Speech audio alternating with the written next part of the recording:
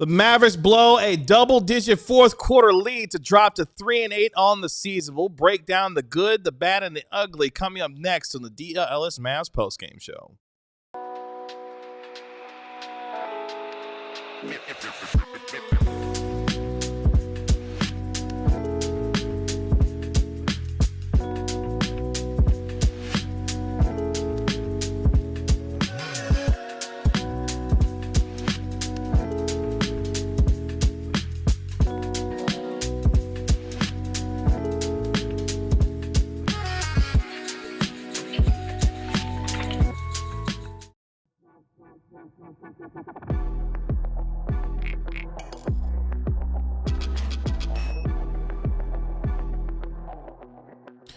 Welcome to the DLLS Mavs post-game show powered by Game Time and Michelob Ultra. Download the Game Time app and create an account and use code DLLS for $20 off your first purchase. And Michelob Ultra, official beer sponsor of the NBA. Kevin Gray alongside our DLLS Mavs analyst, Bobby Carella. We are DLLS Mavs as the Mavericks blow a 13-point lead in the fourth quarter to drop to 3-8 on the season as they lose to the Milwaukee Bucks 116-114. Giannis Antetokounmpo, who didn't score a single point in the first quarter, finishes the game with 30, and the Bucks' hot shooting down the stretch gets the job done. PJ Washington missing two free throws that would have given the Mavs a chance to tie the game at 116. He misses all those two with a second left, and the Mavericks, Bobby, dropped to 3-8 on the season, despite a career night from Cooper Flagg in his Mavericks uniform. Yeah, this game kind of went, like if I describe it at a high level, this game goes exactly how the Mavs want a game to go. They took 16 more free throws than the opponent. They forced the opponent to take fewer threes than they normally want to. They didn't shoot very well in the paint. The Mavs rebounded the ball very well. They went plus 23 in fast break points. They matched them in second chance points and points in the paint. Bench points were close, turnovers were close, and yet the Mavs lost. Now, I'm just going to come out and say it off the top of the show, all right? I'm not here to lie to you or to anyone. I was rooting for the Mavs to lose this game. And I'm going to root for the Mavs to lose until they do what they should do with Nico Harrison and until they try and meaningfully try and secure a top pick in the draft. I'm also here to tell you, because I'm not here to lie to you, Kevin, or to you, Ryan, or to you watching or listening at home, that rooting for your team to lose in November sucks so much. It is awful, man. It's joyless.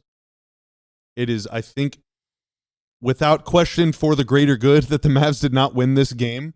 But it is not fun to root for your team to lose. And I know that there's a lot of Mavs fans that wanted the Mavs to lose this game and that want the Mavs to lose every game until they fire Nico. But this is just the reality. That said, Coop, incredible game. Incredible game. He has mixed in some duds, but he's bounced back from pretty much every bad game he's had as a pro with a great game. And, I mean, we're now, what? This is game number 11 for him? This is game number 11. 26 points, 9 boards, 4 assists, 2 steals, and a block.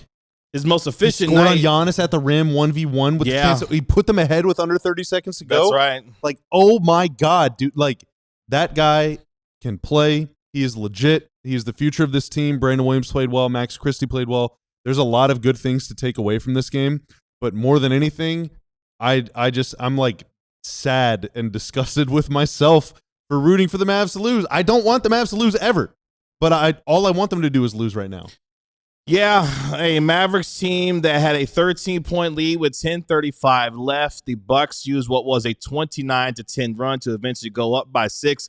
Mavericks were able to claw their way back into it, gave themselves a chance to be able to tie this game at the end. Giannis Antetokounmpo inexplicably fouls PJ Washington on a three-point attempt, giving Washington an opportunity to tie the game with a second left. He made the first, missed the second, which means he had to intentionally miss the last one to try and get a carom and a rebound opportunity for the Mavericks to try to tie the game. that went by the wayside, and we'll get to it more in our next segment. But the shooting for this Mavericks team down the stretch failed them once again, and the Bucks, who come in as one of only 3 teams so far this year to shoot over 40% a game from the three-point line, their three-point shooting heated up in the fourth quarter. Kyle Kuzma was able to keep them in the game. Giannis hit a three-pointer as well, and the shot making for the Mavericks failed them when they needed it most down the stretch. PJ Washington had not 1 but 2 3-pointers to potentially give the Mavericks a lead, missed both of those, and it reared its ugly head once again that this team, from a shooting perspective, just simply couldn't get it done tonight. Yeah, Bobby Portis made a couple, and I mean, you're whatever. You kind of have to live with those, really. He's a capable three-point shooter. He is. Giannis made one. You got to kind of live with that. Yeah. Kuzma made a 2 out of 3 in the fourth. I don't know what he was doing for the first 3 quarters of the I don't game. either. I'm not sure that he knew. Like, it's a very weird player. I'm going to say it again. I said it last year around this time. I don't think the Bucks are very good. Yeah. They're 7-4. I would not feel comfy if I was a Bucks fan. But in the fourth quarter, the Mavs outscored the Bucks 23-22 if you only count twos and free throws. All right. So they outscored the Bucks inside the arc. The Bucks outscored the Mavs from 3, though, 15-3. So they outscored them by 12. They outscored the Mavs by 11 points in the fourth quarter. And, you know, the Bucks, whatever, they were 5 of 9 from 3 in the fourth. Okay, the guys that made them, you could say, all right, Giannis, that's an asterisk. Bobby Portis, that's an asterisk. Kuzma, whatever, he can heat up, I guess. But that, like, normally you'd expect Gary Trent or AJ Green or some of these other guys, maybe Ryan Rollins, to knock down some. But that's the thing. The Bucks have a lot of guys on their team that can make shots. They have a lot of guys on their team that can make threes. Maybe that don't do it all the time, but that you have to worry about. The Mavs in the fourth quarter, here's the guys that they had taken threes. PJ Washington, 0 for 3. He's about as streaky a three-point shooter as they come. And this year, despite all of the good that he's been doing on defense, especially, and also inside the arc, he's been a he's struggling from 3. He's been a very poor three-point shooter. Coop, 0 for 1. Shaky jump shot. Made a couple earlier in the game. The 3 he took in the fourth quarter hit the side of the rim. Klay Thompson, 0 for 2 in 4 minutes. Got off to another good start tonight, and that was that. And then Max hit what was one of the biggest shots of the game to put Dallas in front or bring them within 1 or whatever from the corner after Giannis inexplicably just missed a dunk.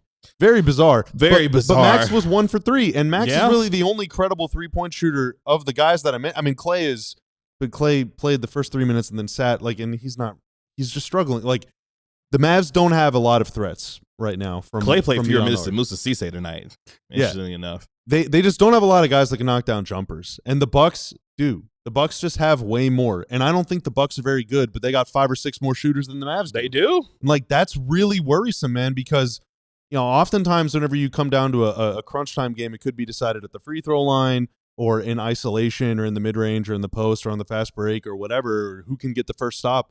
But sometimes it just comes down to who can make some threes. And, you know, tonight it was literally just, can you make a single three-pointer? That's right. To win the game. And PJ and the Mavs just could not do that. Couldn't do it. They could not do it. The Mavericks give up 37 points in that final quarter. Again, we've talked about how good the defense has been in terms of the numbers, if you will, top 4 in the NBA in defensive rating, but the defense down the stretch failed them tonight. You give credit to Milwaukee for the shots that they were making, especially from the three-point line, but the Mavericks, after giving up only 27, 26, and 26 points in each of the first 3 quarters, allow another big quarter, and this time it doomed them in the fourth quarter. We saw them give up a 40-point quarter to the Memphis Grizzlies. That ultimately doomed them in that game on the road against Memphis. Tonight, you put yourself in position with a double-digit lead, but the Bucks dropped 37 points. You just cannot allow – there's no margin for error here, whether it be offensively or defensively for this team tonight. The defense wasn't good enough to be able to back up what they had built in terms of a lead, and that failed them. So whether it's the offense that can't score at times or the defense failing at the wrong time, whether it be with costly turnovers, we saw Cooper Flagg slip on an inbound play that led to a Kyle Kuzma dunk late in the game as well. Just ill-timed turnovers and not enough shot making in the fourth quarter doomed him on this particular night. I thought the defense was great for most of the game. For most of the game, I thought they did well. I really thought the defense was great. Oh, wait a minute. Yeah, there's a group of fans outside the DLLS Sports Studio chanting "Fire Nico." There's a group of fans outside of our studios chanting "Fire Nico." Hang on, I'm gonna go look. Are you really about to go look? Yeah. As the game went on, you started to hear "Fire Nico" chants toward the end of the game outside of our studios. We hear horns honking and chants of "Fire Nico" as fans are leaving the arena tonight. So. Patrick Dumont, who was in attendance for the game for the first time since opening night, was sitting courtside, apparently next to someone who he had an interaction with earlier this year. You'll hear more about that later on in our show. But I got an update, Kevin. Oh, you do? So there was a group of about 20 people walking down the sidewalk, and there was a lot of cars. Some of them were honking their horns. Mm-hmm. I'm assuming in support. They were on the sidewalk, so it's not like, hey, get out of here. Yeah. Kinda, oh, wow. Also, we're in Dallas, not New York. Yeah. But also that maneuver, as I got up, I accidentally opened Photoshop on my laptop, so my laptop kind of freaked out for a second. Okay. Like I said though, I thought the defense was great. I thought the Mavs were so active, hyper active. They were everywhere, dude. They were swarming Giannis in the first half, especially. It was really, really impressive. A lot of steals, a lot of blocks, a lot of deflections. Yeah. A lot of forcing the Bucks into either really gross shots, which they were more than happy to take, or late shot clock, icky kind of shots, or even if they're comfortable, it's like after having to grind for 22 seconds. Like, I really thought that the Mavs played a great defensive game for the most part. It's just, yeah, I mean, like you said, you need some timely shots. You need some. And it kind of, I think this game really showcased sort of that balance between defense and offense and sort of how they're connected, because the Mavs are obviously forcing turnovers, get out and run. That's a dunk. That's easy. But even off a miss, they were pushing. They were getting the ball up the floor. You know, Giannis would turn it over under the rim, and then he's not back down the other way. So now you can attack the rim, Brandon Williams. You can attack the rim, Coop. But in the fourth quarter, when the well went dry, now all of a sudden it's Milwaukee running the other way. And their offense comes a whole lot easier. You know, and they got some of those threes that they made were actually in transition or in early offense. Like, it's so delicate, man. It's so delicate. And that really, I think, underscores complimentary basketball. It wasn't there. It just underscores how narrow the margins are. I mean, the Mavs in the fourth quarter led by as many as 13 points. That's right. And they gave that 13-point lead away almost as quickly as they built it, because it just happened in like 5 or 6 possessions. It's like 3 or 4 minutes. Boom, it's just gone. Power of the 3-point shot. They cannot afford to have 3 bad minutes. Like, really, really good teams can have a whole bad quarter. The best teams can play like crap for the whole first quarter, the whole third quarter of a game. Good teams, pretty good playoff teams, can play bad for like 6-8 minutes at a time. Teams like the Mavs cannot play bad for 3 or 4 straight minutes. It will cost you the game. And it did tonight as the Mavericks fall 116-114. Let's get to a super chat before we take our first break here. Farhan with the $4.99 super chat. I'm sorry, but this is everything I wanted. Close loss, lottery odds improving, Coop developing, Dumont seeing the vitriol and hurt of the fans. That's right. That kind of summed up in a nutshell there kind of what happened tonight. I do think, and this sort of, I'll read the first classic Sing Lover one, because I want to, it kind of relates to what I wanted to say. So classic Sing Lover with the $4.99 shout out. I left the game early. I can't root against them in person, and the Fire Nico chants didn't come early enough. It was a surreal scene, dude. PJ Washington gets fouled on a 3-pointer. He does. With 1 second left, makes the first one, and during the second one, fans are chanting Fire Nico. Unreal. I'm not going to lecture you on when to chant and when not to chant. That's up to you. I don't care, frankly. I agree with you. That's the sentiment I agree with. But what a surreal scene, man. You have a chance to tie the game on an absolute boner decision by Giannis, and a bad call, frankly, by the officials. But you use that moment to chant Fire Nico, and I think that's just the ultimate. It's the ultimate, like, gross situation for every Mavs fan to be in. Do I want them to win if it means the GM doesn't lose his job? Like, whenever that is factoring into the equation at all, you know this stuff is broken. So thank you to Farhan and Classic Staying Lover for both. I do wonder if someone during the media availability of PJ Washington is made available will ask him about that, because he steps up there to try to tie the game with 3 free throws. He makes the first one. As you mentioned, as soon as he gets ready to start to take the second one, the Fire Nico Chants break out. And I can only imagine you're trying to do your best to block out the noise as it is. Yeah. And then your own home crowd is chanting Fire Nico as you're trying to tie the game and do what you can to try to help your team win a game. I can only imagine what was going through his mind. It probably sucks, man. Yeah. And like if someone asked him, he'd probably say, yeah, don't say that, man. That sucks.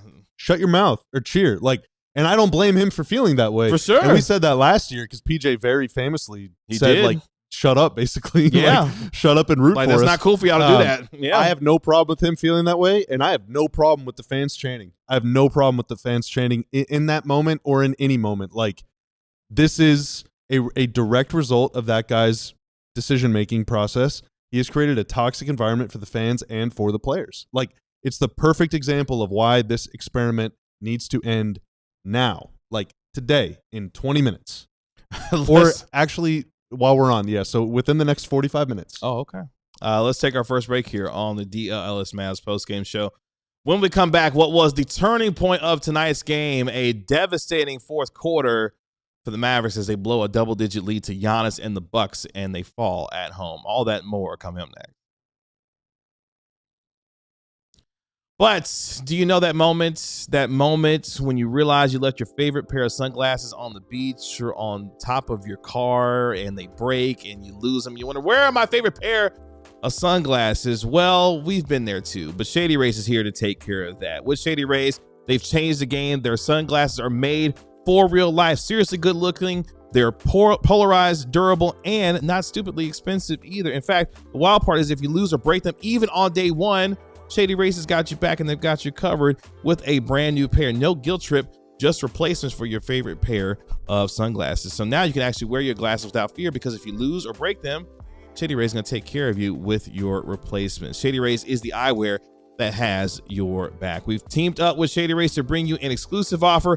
Head to shadyrays.com and use code DLLS35 for 35% off polarized sunglasses. Again, try for yourself the shades rated 5 stars by over 300,000 people with Shady Rays today. Kevin, it was a massive and dramatic dub for me tonight on Prize Picks. Let's I took go. Ryan Rollins more than 10.5 points. He got that free throw. Now that nice clutch drive actually by him put him way over the top, but that free throw late in the fourth quarter took him to 11. Giannis got me more than 4.5 dunks, and Miles Turner, he started great, and then unfortunately, the game continued for him. Yeah, but he disappeared. He did get me more than 10.5 points. Then PJ Washington also had more than 12.5 points. So I'm taking home $22.50, folks.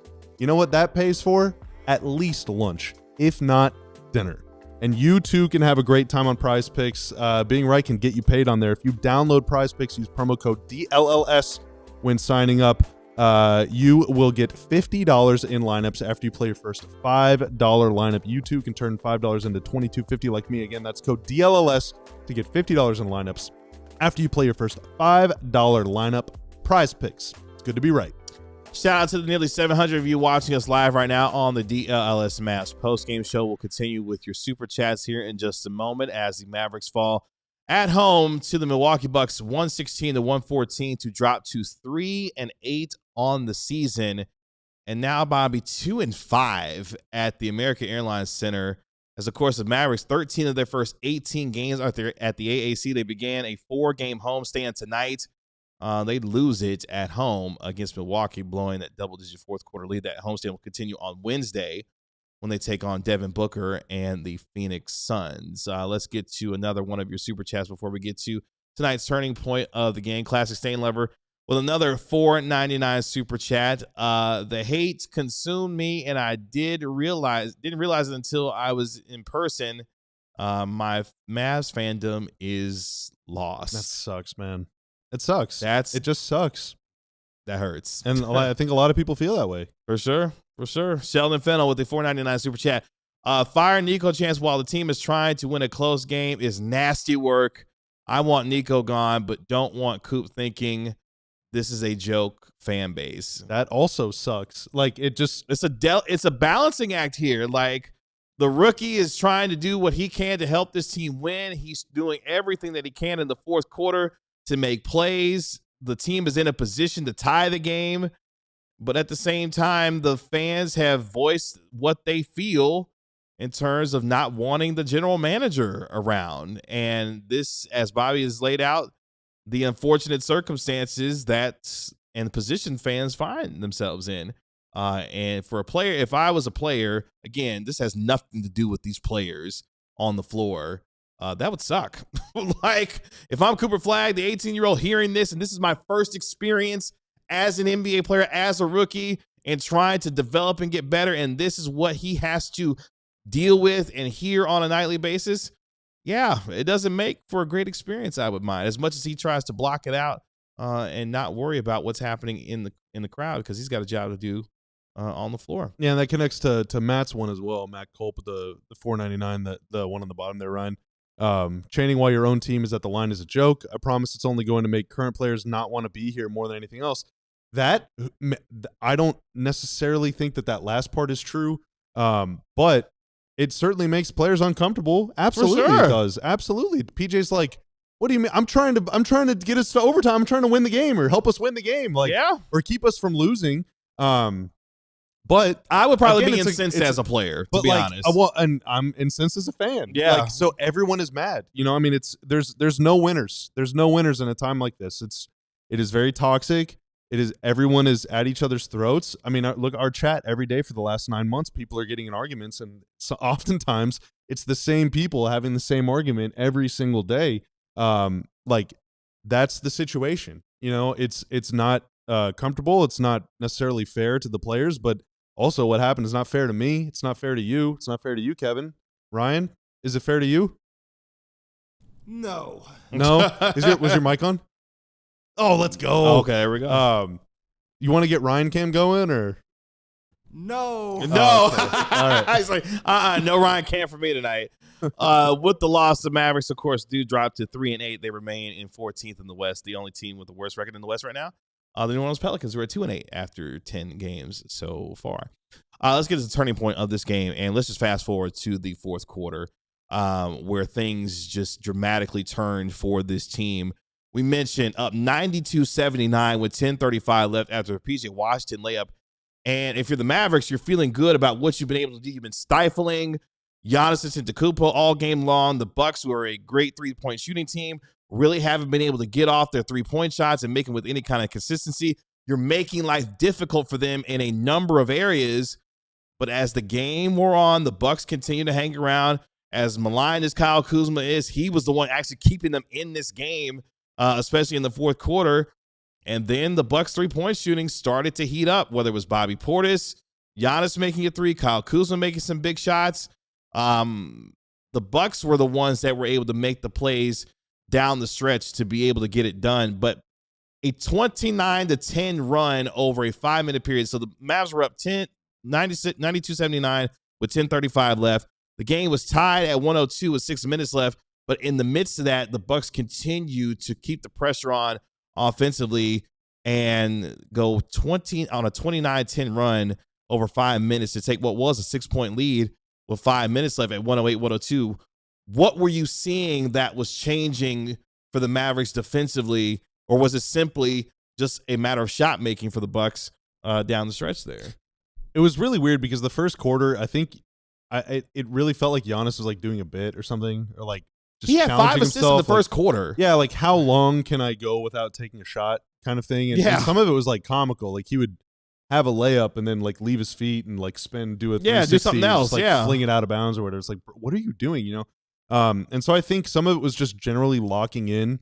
I thought Miles Turner was trying to do way too much, and he sat down, and the Bucks just looked way better. They did, yeah. So I think that had something to do with it. I really don't know. I mean, in the fourth quarter, Kuzma got going a little bit. Bobby Portis made a couple shots, and so other guys were there. I don't really think it was a situation where like the pass game opened up the run game, and that's what got Giannis going. I think Giannis just like strapped himself in and said, "Let's go," you know, and just started going to the basket. He took Gafford off the dribble a couple times and dunked. And there were a couple times where it was more than just Gafford that he dunked on. I think there was one play where he dunked on like 6 Mavs. That's what somehow like an extra guy got on the floor and he threw it down on him too. And you know, that kind of thing can have this sort of like demoralizing effect, especially whenever you just hear the groans of the crowd and You feel like you're starting to lose the thread a little bit. I mean, I think the unfortunate reality with the Mavs, we know that the defense, I mean, the defense tonight was legitimately good. Like this defense is good. And AD didn't play, Lively didn't play, and those are probably their two best defenders. Mm-hmm. And they still had a really, really good game. But, when the offense scores 15 points in 3 minutes, we know that it's just kind of smoke and mirrors. Like, we've seen them enough to know, like, they cannot sustain this. They had a really good first, 2.5 quarters offensively, and then the rest of the game was pretty mediocre, and at the end of it all, they finished this game with a, what did I say, 107.5 offensive rating, which this year would rank 27th in the league. So they played offense at a bottom 5 rate despite having a really, really good, they had 81 points midway through the third quarter. Like, they were scoring at a really, really good clip, and they looked great. Everyone was moving, and Brandon Williams was getting to the rim, but, we just know they can't sustain that. And so if your defense, they defended at a top 5 level tonight, and that still wasn't enough to win because they scored at a bottom 4 level. So it's whenever they said we want to be top 3 on defense, they weren't kidding. Yeah, they have to be top 3 on defense every night, not just over the course of 82. Every single night they have to defend at a top 3 level. Otherwise, they're not going to win. They're just not going to score enough points. And you put that much pressure on yourself on the defensive end every night, that's going to wear on you on the offensive end because you're expending that much energy to play basically perfect defense to give yourself an opportunity to be able to keep yourself in games and hopefully get enough offense. But the amount of energy that they're expending on that end of the floor, you got tired legs and you got no legs left for your jump shots when you need them down the stretch. And that's exactly what we saw tonight. PJ Washington, even after the Mavericks gave up that 13-point lead, they were down 108-102 with 5 minutes left. They go on a 7-0 run to take a 1-point lead with 2 minutes left. Cooper Flagg was able to get them a lead again at 113-112 with 28 seconds left after he hit a couple of free throws and then hits a gorgeous hanging layup over Giannis. Giannis extending to try to, get the block, but Cooper Flagg able to get the bucket. Didn't get the foul call, but at the same time, the Mavericks still up with 1 point with 28 seconds left. And then I could not believe that Giannis challenged that 3-point shot, especially what blew my mind is that not only did Giannis challenge that 3-point shot, you had just seen PJ Washington miss 2 wide open 3-pointers previously that would have given the Mavericks a lead. There's no reason to challenge a 3-point shot at that particular juncture. He does, gets called for the foul, and then PJ Washington has a chance to step up there and knock down 3 free throws to be able to tie the game. Made the first one, missed the second one, which means you gotta miss the third one on purpose to try to give your team a chance for an offensive rebound. But he couldn't do it. And that's your ball game. That's your ball game. 2 back-to-back, epic mistakes by Giannis. Yes. Settling for that 3 with Gafford watching from the bench was just what are you doing? And then, challenging the PJ 3 was pretty rough. Now, leading up to that, so on that defensive possession, Mavs missed the shot, and then Giannis is trying to be the hero going up for the rebound. Yes. But all he does is just volleyball spike it down right to PJ. That's right. So, that's kind of that kind of thing does happen, but Giannis had a direct literal hand in 3 consecutive mistakes in a 10-second period. Mm-hmm. Very, very, very bizarre situation.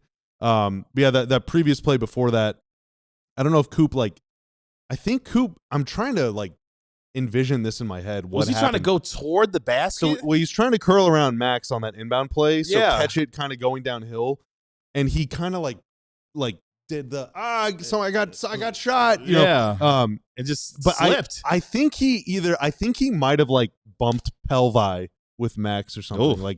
because he did have this reaction, but he didn't get shoved. It looked like more than a slip. Maybe he was just straight up flopping and trying to draw a foul, but at any rate, it was a most unfortunate event. And at the end, it cost him. The untimely turnover that led to the Kuzma dunk, the inability to knock down open threes when you had them, the inability to knock down free throws when you had the chance to be able to tie the game. Oh, we got Giannis in the chat. You see him? Oh, wow. Giannis has a busy night I just tonight. wanted to be my team hero. Giannis, I love you, man. I think you might be Jokic exists, but you're probably on your worst day, the third best player in the world, man. And on your best day, you're easily number one. Well, he was making some boneheaded plays to drop him to number 3. That's for damn sure. Oh, wow. As this game went He on. also looked like number one whenever he was dropping a number 2 on the whole Mavs defense. Bro, he had that one left-hand dunk in the first half. Like, he dunked over like it was Gafford. He didn't even jump. It's unbelievable. The camera caught Gafford laughing down the floor. It's like, I would too, man. Yeah, I would too. Like, what are you supposed to do with that? I was sitting next to Nick, in the press area. I just grab his arm, like, oh my God, did you just see that? Like, it's just unreal. It's unreal. It's like, oh my, there's 2 of them now? There's 2 of them? Like, it's just unbelievable.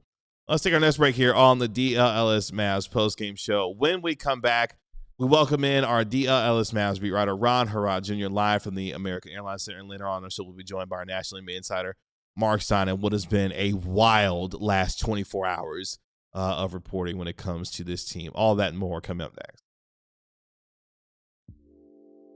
Another day, another taunt from our friends at Michelob Ultra, Damn. the official beer sponsor of the DLS Mavs podcast and of the NBA. And I'm going to keep addressing this. Okay. It's going to be a long season, Kevin. I mean, the delicious taste of victory deserves something equally superior. Well, you feel like you won tonight, though, right? That's true, honestly. Yeah, and we had that super chat. Tonight went exactly the way that so we you planned. won, actually. The delicious taste of a loss deserves something equally superior. Cheer on your team through wins, losses, sagas, dramas, soap operas, and everything in between with Michelob Ultra. At 2.6 carbs and 95 calories, it's a superior and smooth taste. That's right. Worth playing for. It's not going to bloat you. It's not going to leave you feeling like garbaggio that night or the next morning or anything. Just enjoy it responsibly and sip on that smooth Michelob Ultra. Again, whether PJ Washington makes 5 threes or negative 5 threes. Not a great night for the PJ Washington. And that is why Michelob Ultra is the official beer sponsor of the NBA and of the DLLS Mavs podcast. If you want to make an impact in your community, you have an opportunity to do it with Big Brothers Big Sisters. Big Brothers Big Sisters invites you to step onto the field and into a mentorship role at our Big for a Day flag football event taking place on Saturday, November 15th at Irving High School football field from 10 a.m. to 2 p.m. Join Big Brothers Big Sisters for a day of fun, football, and connections. We pair adult men with one of the 400-plus little brothers currently waiting for a mentor. You'll team up with a friendly flag football game, enjoy lunch together as well, and learn the fundamentals of football, all while making a lasting impact. There's no long-term commitment required either. Just one day to show up, play, and inspire. Whether you're a seasonal athlete or just love the game, this is your chance to be a role model and make a difference. So make sure you sign up today. Check out the link in the description and be the reason a little brother smiles. Again, that is the Big for a Day flag football event taking place Saturday, November 15th at Irving High School football field from 10 a.m. to 2 p.m. So Can I ask you a quick question? Sure. Do you think that's really Giannis in the chat? No. Do you think... Okay, I know that Giannis knows what YouTube is. For sure. When do you think the last time that Giannis logged into YouTube was and just watched a couple vids? Probably on an off day with his kids or something. He got oh, okay, some Miss Rachel maybe or something like that. He's got almost a whole starting 5 at home. So that's true. He's one of them is named what? Maverick. Oh, really? You think I'm giving up the dream, dude? Come on. Oh, wow. Come on. Well, I just said the Bucks aren't very good. You know who is? Giannis. I was hoping you'd say the Mavericks, but that's not Giannis for real in the chat. Please stop. Y'all gotta relax. All right, we need Luca to get in the chat and let us know. No, let's not. Oh, okay. Let's not. Let's continue with let's get one more super chat before we welcome in our guy Ron here on the post game show. Ozzy D with the $4.99 super chat. We're down so bad. My best friend is recruiting me to Spurs Nation. Judgment free. Tell him to kick rocks. Say no. Kick rocks. That's peer pressure. Yeah, don't succumb to that. Yeah, don't do that. Don't do that. What we will do is welcome in our DLLS Mavs beat writer, Ron Harrod Jr. He knows sports, and you can find. Not surprised, is he? Surprise! He is Ron Harrod Jr. It's chaos here, everyone. It's chaos at the AC. What kind of chaos are we talking about? What's going on? No, it's a lot with the game. I'm just trying to make sure we're good on the DLS Sports podcast. Make sure we have as much information as we can. It's been a hell of a ride over the last 24 or so hours with the amount of reporting. We'll get to our guy Mark Stein here in just a little bit. Portable stairs, blown fourth quarter leads, drama at the free throw line, Cooper Flagg. What I feel bad about, Ryan, and we'll start with this. I feel bad. This is Cooper Flagg's best game in a Maverick uniform in his 11th professional game, and it comes, unfortunately, again, in a loss. What did you think about his performance tonight? We'll start there. Let's start very positive, everybody. So I think that this is Cooper Flagg's best game, best pro game of his young career. I mean, he did a little bit of everything. Defensively, I thought he was good. He rebounded well. He passed well. He scored well.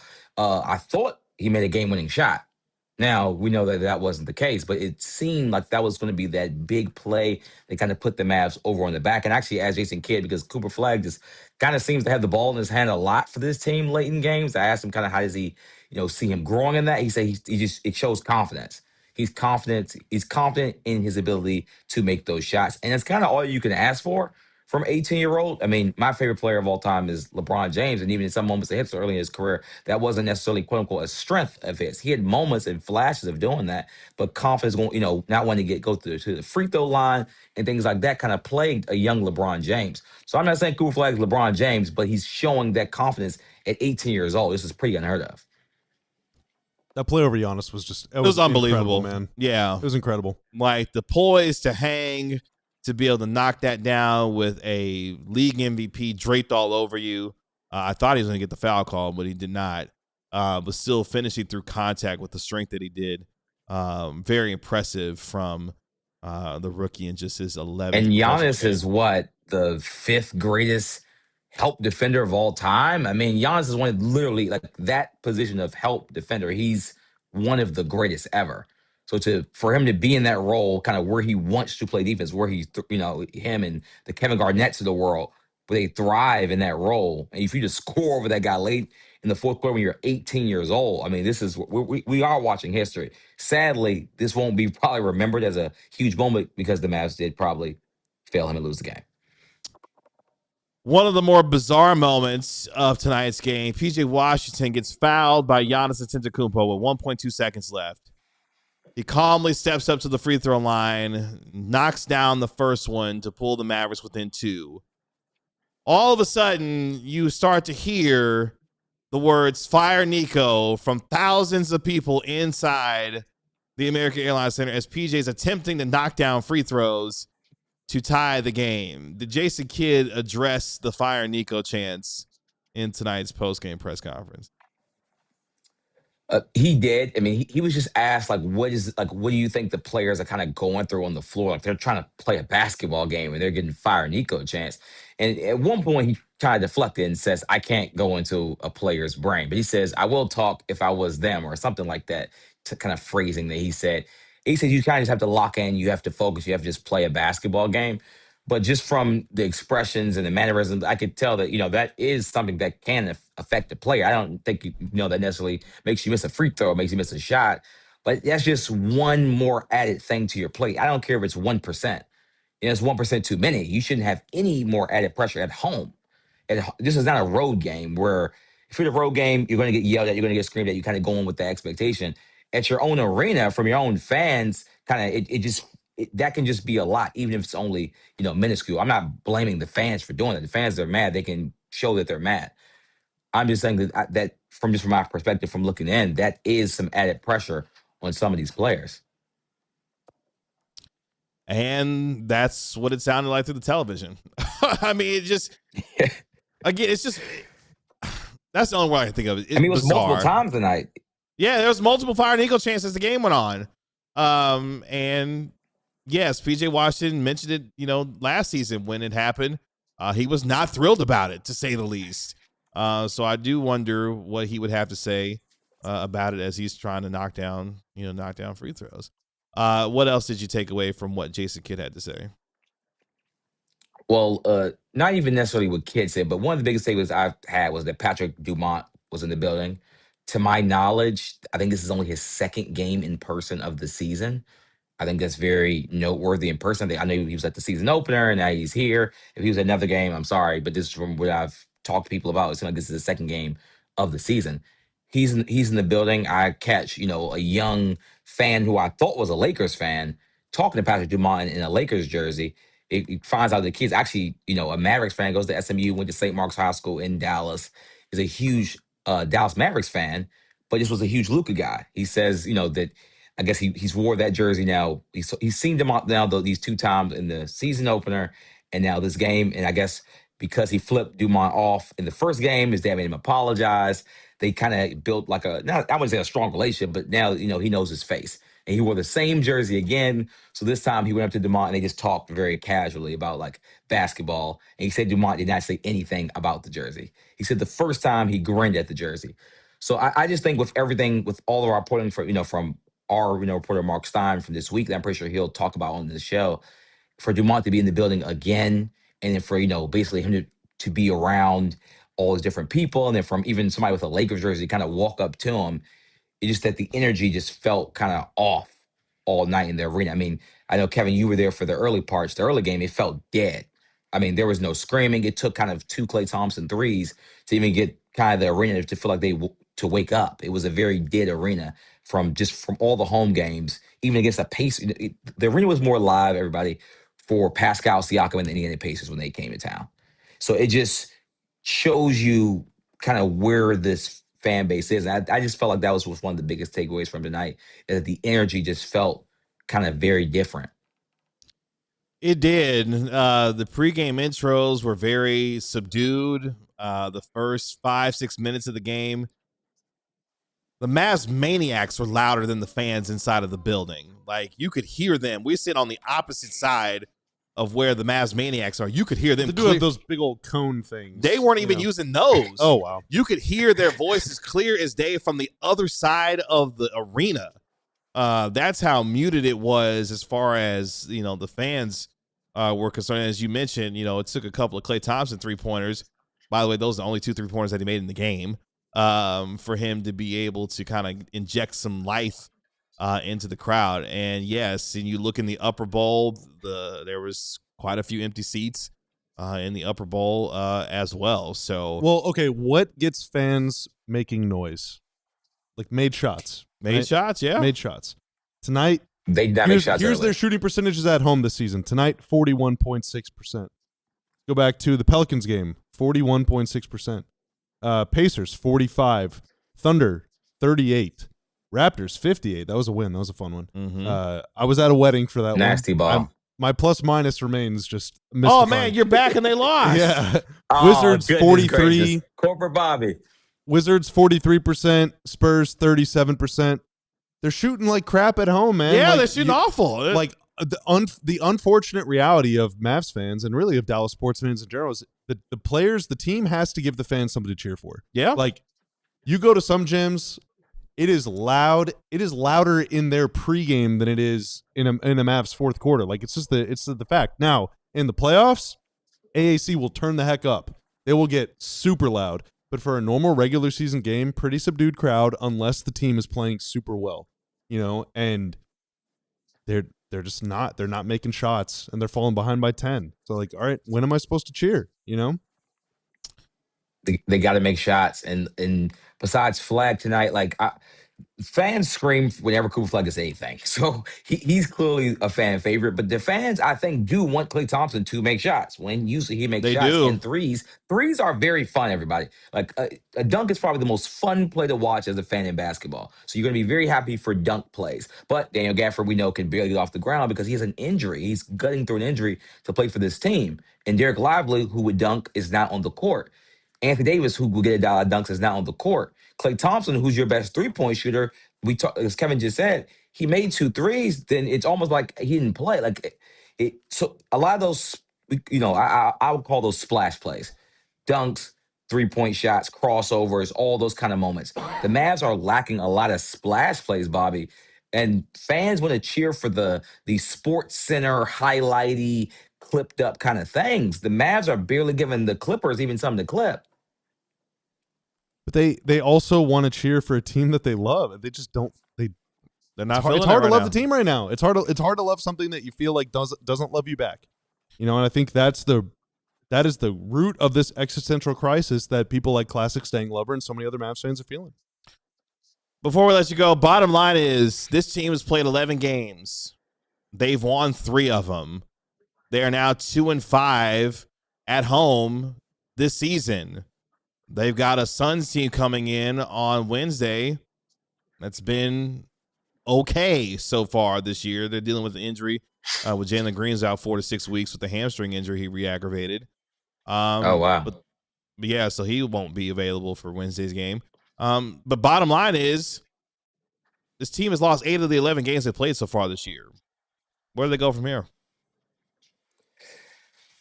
You know, I wish I had a really good answer to that. But I think the offense is just not, it's just not good enough. It's just not good enough. And genuinely, to be completely authentic, I don't know how it gets better. I think, again, Jason Kidd threw another curveball now. He started Brandon Williams. I mean, people have complained about Jason Kidd in our comments, and every single time I say, what do you want Jason Kidd to do? There's nothing left. He even threw out, now he's throwing left-handed when he's a right-hander. Like, he's throwing, okay, Brandon Williams in the start line. Let's throw him out there. And Brandon Williams had a good game. So he's making all the changes just to try to, get sparks here and there. And we saw tonight, yeah, it worked, I think, while Brandon was on the court. I think he had some good flashes and good moments, but that didn't get them to win. So it's like, how much more can he do? I think the plays at the end of the game Jason Kidd drew up, or his staff, helped draw up, were good plays. They got the right looks, they got the right baskets, but they gave up plays on the defensive end, and then we're missing free throws. It's just those things, and they have to kind of just put it all together. And it just even feels like, even in some of the wins this season, the Mavs haven't had like a complete game yet, where you're like, you know what? That was at least a B-level offensive game and an A-level defensive game. And maybe we just won't get that, everybody, until Anthony Davis and Derek Lively come back. And then hopefully down the road, Kyrie Irving. Sports. You can find him on X at Ron Knows Sports. He's our DLLS Mavs beat writer. He is Ron Harrod Jr. Ron, thank you so much for the time, man. We'll talk to you on Wednesday. Day off tomorrow. We'll talk to you Wednesday. Bye, Ron. There he goes. Let's take our final break here on the DLLS Mavs postgame show. When we come back, we'll welcome in our national NBA insider, Mark Stein. He's got a lot to talk about because he's done a lot of reporting over the last 24 hours when it comes to your Dallas Mavericks. We'll get those thoughts and his reaction to tonight's game and the rest of your super chats. All that and more coming up next. But first, we want you to become part of our DLLS Sports family. The easiest way that you can do that is to like, comment, and subscribe to DLLS Sports and join the over 35,400 subscribers here at DLLS Sports. The next way you can do that is to go to alldlls.com and become a diehard member. When you do, you get a free t-shirt upon sign up as well. You can also click that QR code that you can see on your screen right now if you're watching us live. And when you do, you get access to all of our premium content, including the stylings of our DLLS Mavs beat writer Ron Harrod Jr., Clarence E. Hill Jr., and Al Jawad covering your Dallas Cowboys, Sam Nessler and Sean Shapiro covering your Dallas Stars, and Jeff Wilson covering your Texas Rangers. He's been all over it this offseason so far. Will they make a move this offseason? Starts soon. To improve. Yeah, the hot stove season is right around the corner to see what the Rangers can do to try to improve that ball club going into 2026. Also, you get the chance to become part of our member-only Discord as well, where we talk all kinds of things. Pro wrestling. Shout out to John Cena. New Intercontinental Champion. First time in his career, Intercontinental Champion. No one even knows what that means. It means he's a Grand Slam champion. It means he's won all the major championships available. I thought he was retiring. He is retiring. He's been retiring for like 2 years. No, first of all, relax. It's been this year. His retirement tour is this year, and he won the WWE Championship earlier, and then he won the Intercontinental Champion tonight. By the way, we can talk about that in the Discord. We can talk about that in our wrestling Discord. Yeah. So if you want to hop in and talk about it in our Discord, you can. Okay. Maybe I will. We got all kinds of tremendous bennies, as our guy Bobby would say, when you become a diehard member. And check out our newsletter as well. Al Jawad curates our beautiful DLLS Sports newsletter that hits your inbox about 8:30 to 9 a.m. every single day. So make sure you check that out. Good newsletter as well. Looking at DFW Sports through the lens of DLLS Sports. So make sure you check that out. Whew! Another loss. That's right. Congrats to Cena, the Grand Slam champion and legend. Let's get to a champion of our own. He is our national NBA insider. You can always dial up the Stein Line. He is Dapper Stein tonight. He is, of course, Mark Stein. Mark, what's going on? Uh-oh. Oh, no. We'll get him in a second. Oh, no. You are looking dapper. He is looking dapper. We are so back. He's turning the camera over, and we'll get him in here in just a second. We'll get him back in just a second because he's got a lot to talk about. His reporting over the last 24 hours on the Mavericks situation within the front office, the heat being turned up quite a bit with the embattled GM Nico Harrison, portable stairs, the getaway stairs that have been installed inside the American Airlines Center every single night as well. And unfortunately for him, in terms of he's trying to get his job to be saved, his team not doing their part as they fall to 3-8 on the season. When you look at the Western Conference standings, yeah, man, each loss is piling up. We got our guy, Mark Stein. Mark, can you hear me? Yes. Can you hear me? Yes, we got you. Can you hear us? All right. I got you now. We're good. Perfect. I hope. Perfect. Yes, we are. Mavericks fall by 2 at home, dropping a 13-point lead with about 10.5 minutes left. And they dropped to 3-8 on the season. Just your instant reaction. We'll start there, Mark. I mean, obviously the game was there to be won.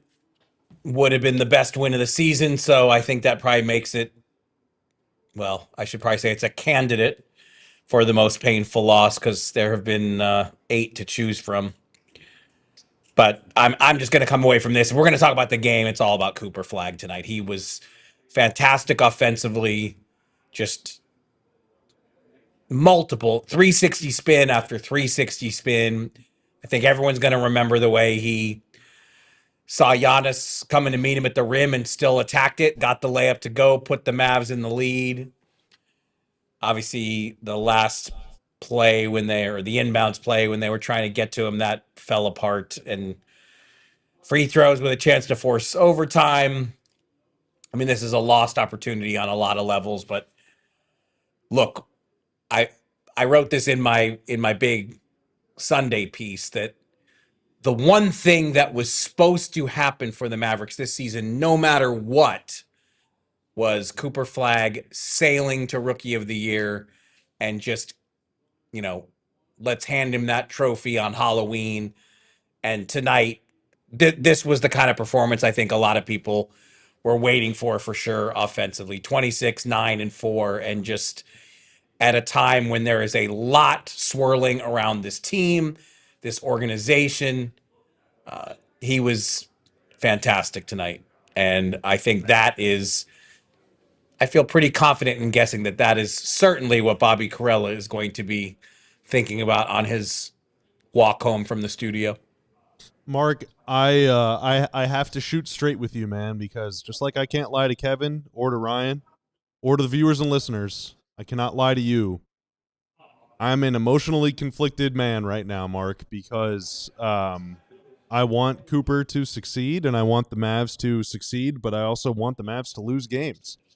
Yeah. And it's just an uncomfortable spot to be in, and I just kind of hate it. And I don't know if you can find the words to soothe my angst, my turmoil, or anyone else in the chat that also feels that way. But with this roster, they're going to lose games, so don't worry about that. That's going to happen on its own and take care of itself. I mean, that's why. Yes, I think they would have liked to have fit. They had a 13-point lead. The Bucks erased it, but between the Giannis missed dunk that gave them life, fouling PJ Washington, I mean, Giannis was. I mean, I thought it was over when Giannis hits the left wing 3 and then just powers inside through multiple bodies, finishes, Bucks up 6. Thought it was over at that point. So Milwaukee let the Mavs back in. I think given everything going on, this is a night where you'd rather have the win than the loss. But look, I've seen all the tweets. And yeah, well, we lost. Great news. So I don't know. Maybe I'm in the minority. Maybe you'll tell me that our chat is filled with people who are, have fully embraced the tank and wanted the L. But I think given the way Cooper played and just his significant role in this game, that him being able to finish this thing with a win, couple late buckets that were huge. I think just for his sake, you would have wanted the Mavs to finish this thing off with a win, but was not to be. Peterson will help get him over the hump in this game next year. Mavs now, by the way, you're already with Peterson. Already, he's a Mav. He's one of many. He's one of many, but 29th in offensive rating, 3rd in defensive rating. Can they pull off the 30th and the 1st? It's going to be tough to catch OKC, and it's going to be tough to catch Indy. Well, I mean, they might be able to do it. That's just uberly frustrating because, I mean, you're playing at this type of quote-unquote defensive level. Again, some will look at the schedule and say it's a function of the fact that you've played the Pelicans, the Wizards twice, the Pacers who are a 1-8 team. Like, you've played some bad basketball teams to help maybe quote-unquote inflate. Tonight, Giannis Antetokounmpo had 0 points going in the second quarter. I think you'll take that every single time. No, for sure. But my point is you're playing at that quote unquote type of defensive level and you can't make a damn basket to save your life. Like, the margin for error is 0 with this team, given the current state of its inability to make shots in consistent stretches. And when they desperately needed to have a bucket tonight, they couldn't get it, whether it was from the 3-point line or doing the little things from a free throw standpoint. So 9 for 39 from 3. It's gross. It's gross. It's absolutely gross. And I feel like we've just seen it over and over and over again. But again, I think the on-court focus, I am keeping it all on number 32. Kevin Gray of DLLS Sports tweeted before the game that, Cooper had a wrap on his right hand. So before, he's usually the first one out there to warm up for the Mavs. So 2 hours before tip-off, we get the first on-court sign that things are not exactly going swimmingly. But, given that, what he banged his hand on a dunk in Washington, if I remember right. Mm-hmm. So look, playing with his hand taped up, best game as a pro. I think that's the on-court part to focus on. Off the court, on the other hand, we got lots to discuss. Let's get to it. Let's work backwards. Let's start with tonight and work our way backwards on the injury front. Anthony Davis was questionable again coming into tonight's game. Did not play. Misses his 6th straight game with the calf strain. Lively, not available again with the right knee sprain. Where are we with those two and potential availabilities going forward for the rest of the week? Well, Lively, it's too hard to say, but I mean, the focus really is AD. And look, I think it's clear AD wants to play. Even today, when Jason Kidd said that Anthony Davis would miss his 6th straight game, he noted that Anthony Davis had already been on the floor today. He's trying to convince them that he can go. And I think the Mavs are just trying to they're trying to apply caution because it is a calf strain, and like just so many bad things have happened already. They're trying to prevent something really bad from happening. So Anthony Davis has been questionable now for the last 2 games. So that would suggest that he's not far away. But I mean, if it's me, I would keep delaying it, especially when, losses in the grand scheme of things are not going to hurt given where they are. I mean, the reality is that, Bobby can probably look this up given his basketball reference acumen. I mean, 3-8, when you start 3-8, making the playoffs, you're already in the hole. You're facing a significant climb just to get into the playoffs, and especially in the West. So making Anthony Davis wait a little longer for what might be his own good, that's certainly how I would play it. But do we see Anthony Davis on Wednesday or Friday? Does Patrick Dumont continue to voice resistance to that idea and, chime in with resistance, which has happened? I mean, that's been going on since the weekend trip to Memphis and DC. So, yeah, I mean, that's a major story to track, but obviously not close to the story that we're tracking. So let's continue our conversation in overtime here on the DLLS Mavs podcast. We appreciate all of our television audience joining us here on our show. Make sure you go to alldlls.com to become a diehard member, and the conversation will continue over on alldlls.com as we are in overtime here on our post-game show. Our national we need overtime has started, correct? Once we see that graphic, it started. That's right. We need the voice of NBA Jam, Tim Kitzrow. We need his overtime. I feel like we'd probably get sued if we use that. God, Bobby, you always say that. Hey, I know that you're not keeping up with the latest goings on at YouTube, but channels are getting slapped all over the place. Clapped all over the place, yes. And slapped. Yes. And all the other ones. All the other stuff.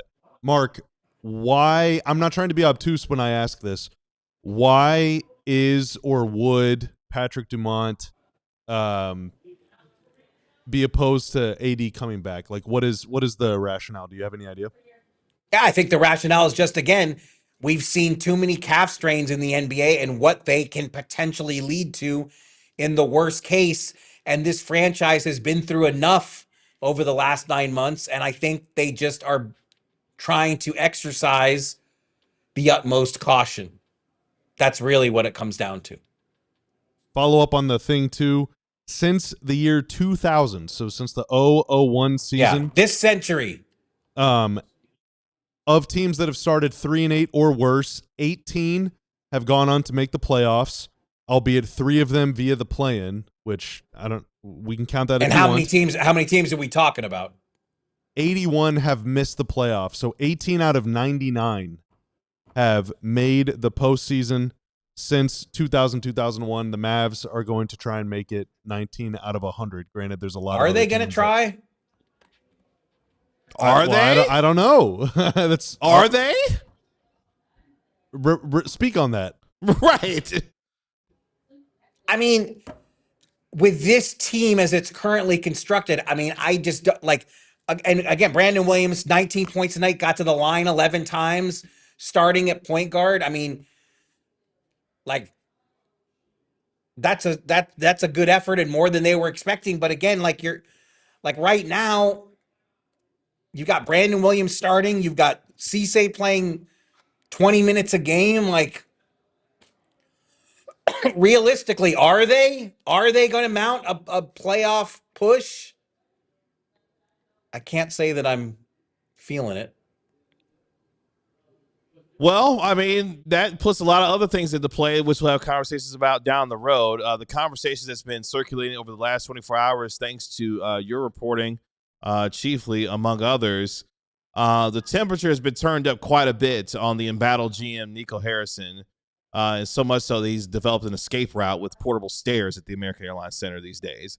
But where is the front office, their relationship with him, their confidence in him or lack thereof, and how that has started to turn, whether it be over the last several days, weeks, and the fact that Patrick Dumont apparently is weighing in on health matters with respect to Anthony Davis now. Yeah, and look, like again, Sunday I wrote a really long story covering a lot of this stuff. And basically the way it's been relayed to me is that the negativity has, it is certainly felt by ownership, and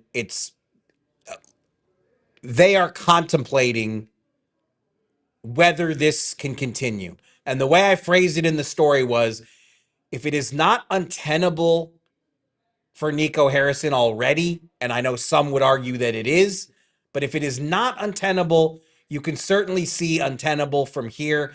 And to me, once And once at ownership level, a change like this is contemplated, it is very rare. It is very rarely uncontemplated.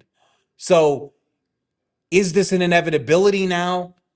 I mean, no one is saying it in those stark terms, but I was here really early today. I was here before 5, and Patrick Dumont was in the halls by 5:40 for what's basically a 7:40 tip. I don't remember too many times that he was here 2 hours before the game. There were meetings before the game. What tomorrow brings, we'll have to wait and see.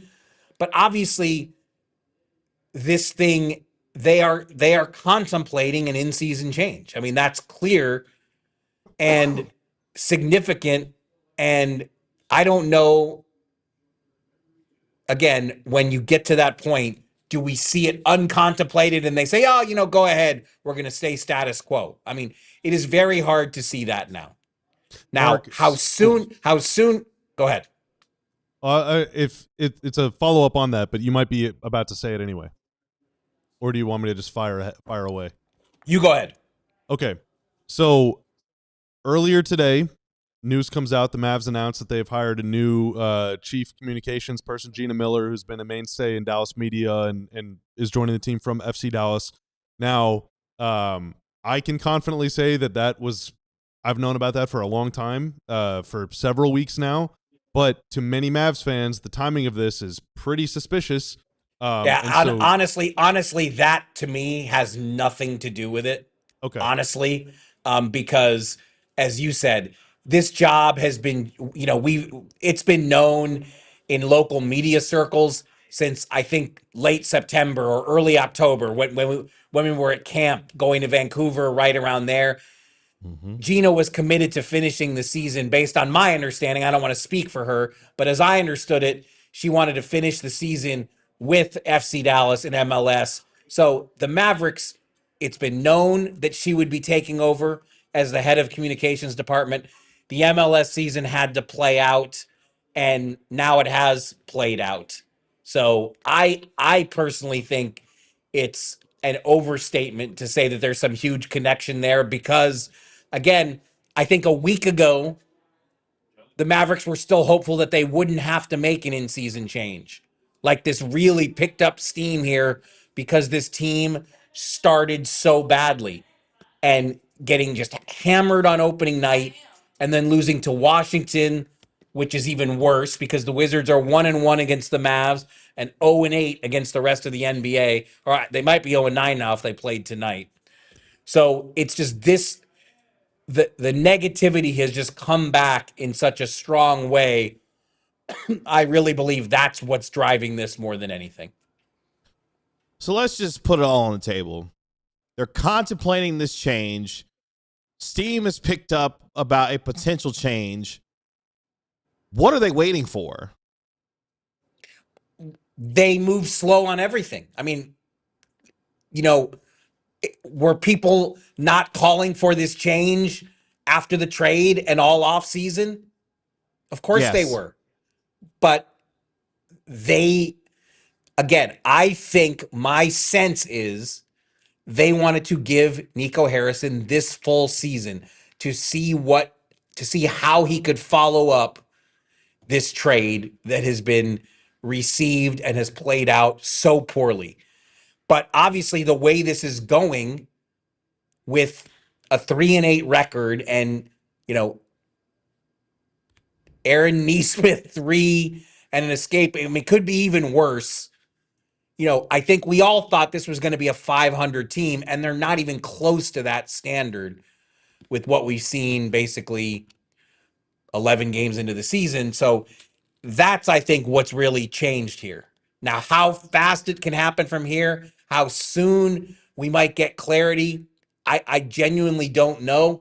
And everyone you ask who might have a read on that, they are just as curious, I think, as we are. But like I said, the fact that this is now such an open discussion, such an open topic, it's really hard to see this ending any other way at this point. But to tell you it's going to happen in X amount of days, hours, whatever, I don't think anyone can do that yet. Before we let you go, from your understanding, what is the status of the relationship between Patrick Dumont and Nico Harrison at this point? How would you characterize it? It's strained? Has trust been lost? How would you, from your understanding, characterize their relationship at this point? Yeah, I mean, look, the fact that Patrick Dumont inserted himself into the AD discussions over the weekend, I think that pretty much tells you where it is. It's not nearly in the place that it used to be. But, tonight was not what I was expecting. I mean, there were no chance of fire Nico until the fourth quarter. The start of the game was so subdued and just so flat. I mean, I really thought this was going to be something way closer to raucous, and it just wasn't. Nico Harrison sat in his new seat location, which I wrote all about in my Sunday story and on the DLLS Mavs account. We've tweeted a lot about it today. Patrick Dumont was in the usual courtside seat that we spot him when he's in town to watch the team. And really nothing happened. I mean, the most interesting thing, which I'm sure you guys talked about with Ron, was the Mavs fan who's now wearing a Luka Lakers jersey, who ended up in the front row to apologize to Patrick Dumont. And Ron, I know, had some Very great surreal. stuff on his some great stuff on his Twitter feed and has a whole story coming on that. I mean, but apart from that, it was a really uneventful night from that standpoint. And I think we were expecting a lot more fireworks and we didn't see it. But look, it's the question everyone is asking in this building, around the league, when I talk to people from other teams. But I know everybody wants a timeline, and if there is one, it hasn't emerged yet. Well, this Mavericks team better get ready because they got a game on Wednesday. They're going to be facing a Suns team. Check this out. Grayson Allen went off for 42 points, hit 10 threes over the Pelicans in a 121-98 win tonight.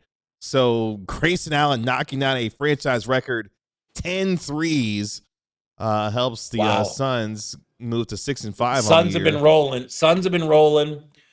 The Clippers have not. That's Friday's opponent, but obviously Portland has been playing well too. Yeah, I mean, and that's another factor here. The season is starting with 13 of 18 in this building. So what's on the other side of that? That's another contributing factor why the Mavs all of a sudden are contemplating this in-season change. But again, I really think it's more just the negativity after the Memphis game, especially. You go to Memphis, you play a team that is in disarray, and you fall behind by 35 points on the road to Memphis. And it's just trending back in the direction of where we were in the spring. And my sense is that ownership has had its fill of that kind of atmosphere around the team. And that's really why we're here. Mark, we appreciate the time. Enjoy the day off tomorrow. We will talk to you. Well, you never have a day off. What am I talking about? We will talk to you on Wednesday here on Bobby, real quick, Bobby, but since we're already in overtime, Bobby, you okay? You've been real quiet in this segment. Doing all right. I'm doing all right.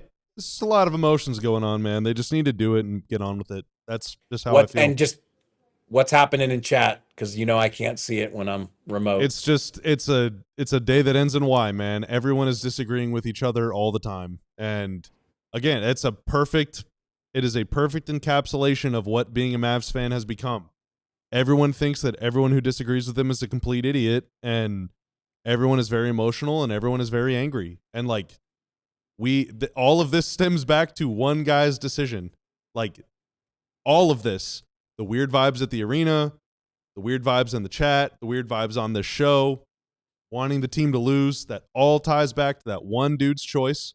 a completely indefensible choice, completely moronic choice that everyone still laughs about. Well, I would also say I think it was, and this was another big part of my Sunday stories, that the Dumont rationale to this point has been that it was two people's choice, that he made this trade alongside Nico, and that's why he has stood by him to this point. But Well, then again, two people's like- moronic choice. like I said, it's if it ain't untenable, we can see untenable from here. Yeah, it's just going to get Something- worse. Something, I'm tired of seeing the something same has argument to, in chat every day. Like I'm just tired. I'm tired of seeing everyone so miserable, dude. Basketball's supposed to be fun. Being a fan is supposed to be fun. There's nothing fun about rooting for this team right now, and it is all because of that one trade. And like, this is not fun. We can't keep going on this way. My What's our life, guest Mark, total is tonight? untenable. What's our guest total tonight? 2, you and Ron. That's more than 800 people watching. That's right what I think. I didn't trust my eyes. I was like, is that an 8?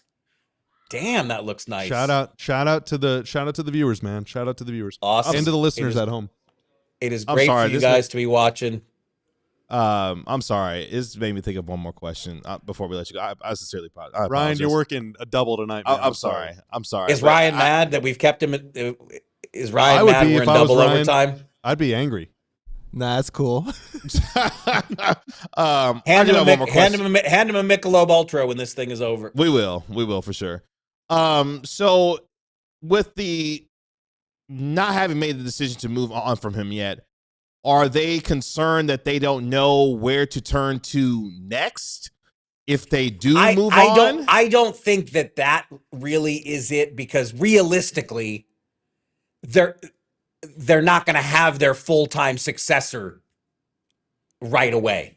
They're obviously going to have to be a process to figure out who there's been no indication yet of who a potential full-time successor would be. So they're going to have to come up with an interim plan first before they can figure out who a full-time successor would be. And so, is that a factor? Probably to some degree. But I also just think they've moved so deliberately to this point and for so long have wanted to believe that, no, we can get past this. The fans will get past this. It won't be like this forever. A summer off. Everybody will cool down. No, everybody will not cool down. Nobody's cooling. This is Dallas. Nobody's cooling down. Not even in November. And so it's just moved very slowly. And yeah, like I said, it's not going to be easy. Like, interim plan and then conducting an in-season search. Obviously, those are daunting tasks in their own way. But like I said, the first 3 weeks of the season have just gone. It's been rough, and that's what's led to this suddenness that everybody's dealing with now. Thank you, Mark. Appreciate the time, man. We'll talk to you Wednesday. Thank you so much. You guys sound so fed up with me. Are No, we no, at no, no, odds? no. Not fed No, up with we you. at odds? No, of course not. I'm fed up with the conditions. I'm fed up with the state of things. It doesn't need to be this way. Gina Miller, I trust you. Actually, I am a little upset with you. Next time, don't text me at 8 a.m. before I had a chance to talk to my wife. Okay? Oh, wow. No, I'm just joking. Did I text you at 8 a.m.? Of course you did. Did I text Come you on, at man. 8 a.m.? Yes. Yes. Yeah, but I'm you surprised wake you up- were you awake wake- at 8 a.m., Mark. Jeez. You wake up. Yeah, I mean, I barely slept last night. Because I got back from LA and I was still fielding inquiries at 2:30 and I was up in the 7 hour. But I thought you were the earliest riser on the squad. I can't be waking you up. I am. I'm just joking with you. I love you. I appreciate you. All right, guys. We Talk will do this Wednesday. again on Wednesday. We will. Bye, Mark. Bye. Mine's like, cut. Wait, come back. We got more. No, it's not. Let's get these super chats out the way so we can get out of here. We left off with. We kind of skipped around a little bit. I think we're with Eddie. Oh, no. Did Sheldon come back in with another one? Oh yeah, he did come back. We're with Ozzy D. Oh no, we're with Hidalgo. Hidalgo. Or Yeah, Hidalgo or Jedalgo. that's right. Yes, $2 super chat. Stop spending money on the Mavs. Spend it on the Stars, Ryan. Go Stars, Go baby. Stars. Go Stars! Go That's Stars. right. Let's go. That's the one thing we can all agree on. We can't man. agree on Go that. Go Stars. Stars. Go Stars. Matt Culp with the $4.99. We did get Mats. We did. Okay. All right. Sheldon Finna coming back in with the $4.99 super chat.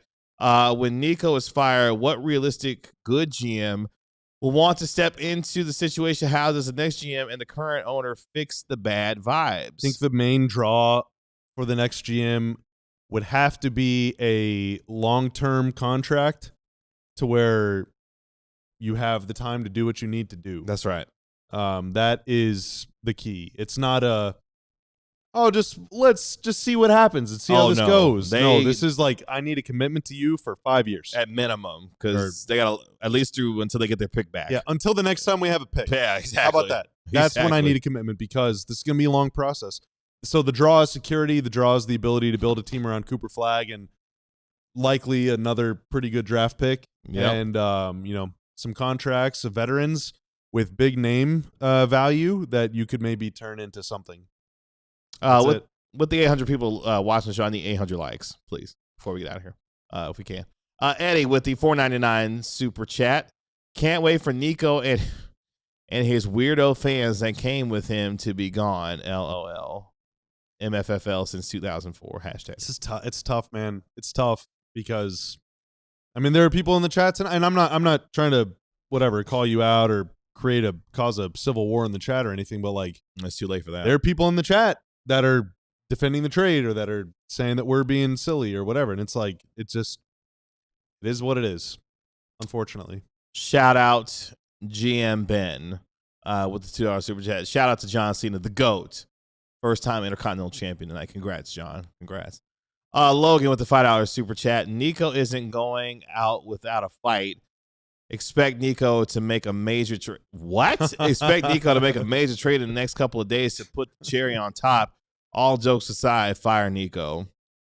If I had to guess, they're not going to make a transaction until they hire a new GM. That would be my guess. Correct. Can I say something real fast? Yes. Yes. Mark hasn't turned his camera off. He's walking around.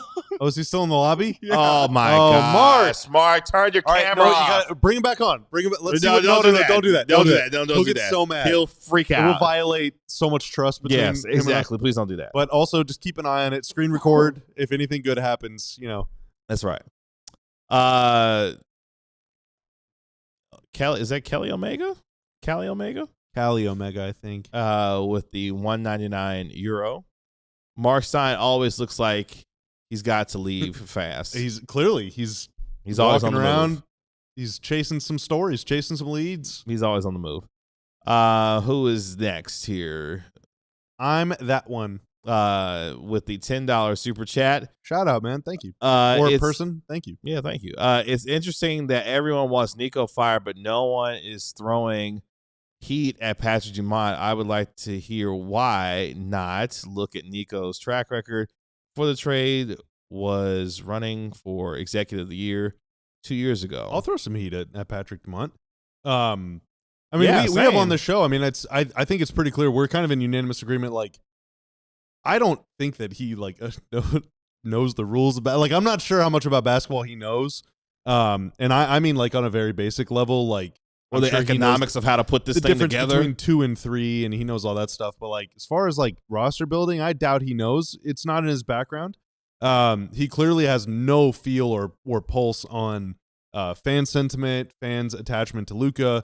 He, despite having literally a front row seat to a finals run, was not able to comprehend that, like, yeah, Luka and Kyrie are pretty like beloved figures, and we should keep them, and also that they're good. He just did not understand that, and he didn't understand Nico's strengths and weaknesses as an executive, and gave him carte blanche and free reign to do whatever he wanted, and the result was pretty darn bad. So yeah, he flubbed that in a big way, and that's the nicest thing that I will say about Patrick Dumont or the family that he represents. And I've always said that any person who walks into Patrick Dumont's office and merely suggests that they trade Luka Doncic should have been fired on the spot. Like, if that thought ever crosses your brain, you got to go. Like, what you got going on in your mind? Like, you got to go.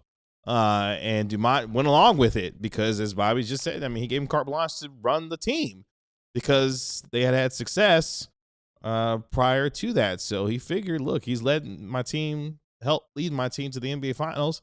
If he feels like this is the best thing to do, then do it, which we all know not the right thing to do. But here we are. Yeah.